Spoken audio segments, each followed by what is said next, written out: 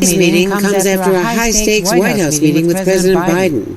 Welcome back, Prime Minister. We got a lot to talk about. I want to thank you for 50 years of public service. But with the president now out of the 2024 race, time is running out for him to get a ceasefire and bring the hostages home. Almost 10 months since they were kidnapped on October 7th. The vice president then one-on-one with the Israeli leader, telling him she's concerned about the scale of human suffering in Gaza. It is time to get this deal done, and let's provide much-needed relief to the Palestinian people.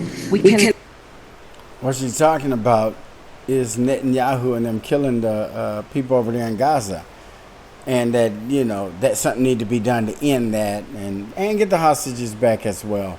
And she's being very professional. She looks very nice today. She has her hair and stuff done up, got a little jewels on. And she's just letting them know from a professional standpoint. No Megan Thee Stallion. Quavo ain't over there, telling Netanyahu walk it like you talk it. And no, they doing it right. That's how you deal with a presidential election in a professional way when you're dealing with people's livelihoods and people.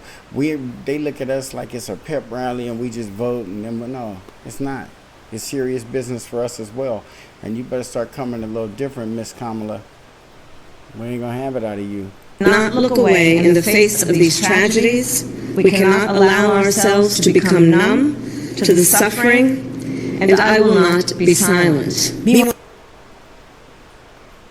The president ramped up the pressure on Netanyahu by inviting the American hostage families to join him and the Israeli leaders so he could hear their concerns. We got absolute commitment from the Biden administration and from Prime Minister Netanyahu that they understand the urgency and to complete this deal as it currently stands. We spoke with Aviva Siegel. He needs to be in Israel. There's a deal to be signed, and he needs to sign the deal. Aviva was taken hostage on October 7th and released after 51 days, leaving behind her husband Keith, who remains a hostage in Gaza. I don't understand how Keith is still there for 293 days. She ain't having it. They better get Keith back, because that lady ain't having it. And whatever Biden them doing, that's what they say Biden's days are running out. And then it's going to be put in Kamala's lap. That's going to be a low issue right there. Look like Viva Oliva ain't playing that. Thrown on actors.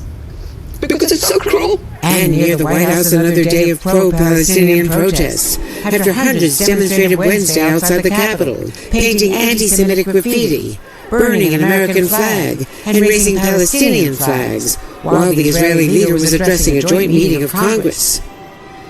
Bipartisan congressional leaders condemned the protesters' violent actions on that day, as did Vice President Harris. The Prime Minister is expected to come back to Washington this afternoon, delaying his return to Israel until tomorrow to observe the Jewish Sabbath here in D.C. Savannah?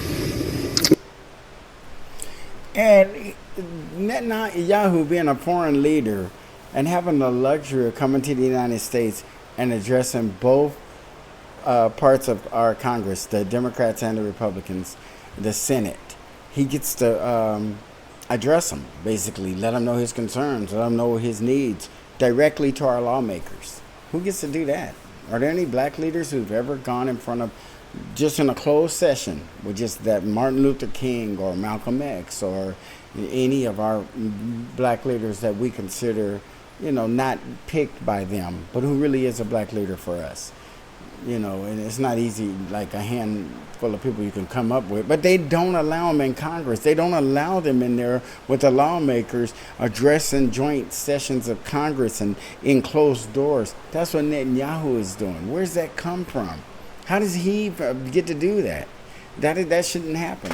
What kind of country is this? He is not a part of our government in no way, shape, or form. I don't care how close of an ally Israel is to the United States. They are not the United States.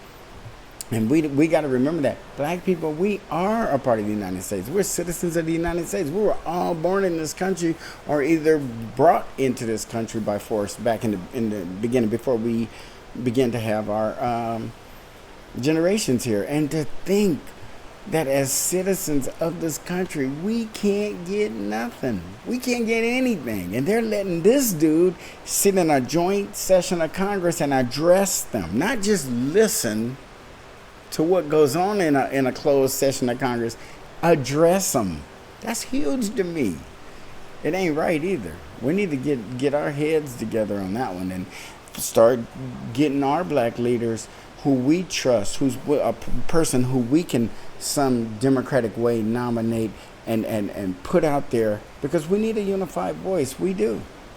And that's what harms us, because they know we need a unified voice, and it's so important to them to keep giving us that unified voice. We don't want them to tell us who we want speaking for us, because he's only going to say what you want them to say.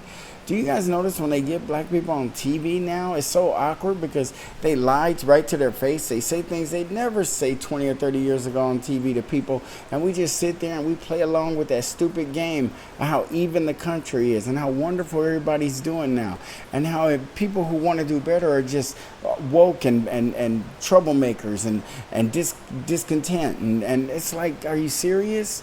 Do you really see it? Might even our kids might understand more what you guys are talking about than what we're talking about, because they haven't seen it. They haven't lived it. They don't believe that it could have ever been in this country. People in this country who are black, who've been around long enough, know better than to go too far, because violence will ensue. People will die. People will die. People will die. And we all know this. That's why black people don't push too hard. We know when to stop. And we know what's allowed and what's not allowed. That's why we look forward to people like Kamala and Obama, who pop into place as our surrogates. But then when you find out that they're really working for the other team, then there's another kick in the damn teeth. Again, our whole lives, that's how it's been, and it's still that way. And this woman can get up there and have a little pep rally with black people and do all the things that they want her to do, and walk out of there. No violence, no attacks, no harm has come to her, and she's done more harm with the words that she spoke, and not what she said, but what she didn't say, and what she refuses to say, and what she's clear-headed about what she didn't say. She didn't omit anything. She intentionally didn't say it, and that speaks volumes. See you on the next one, guys. Like, comment, share, and subscribe.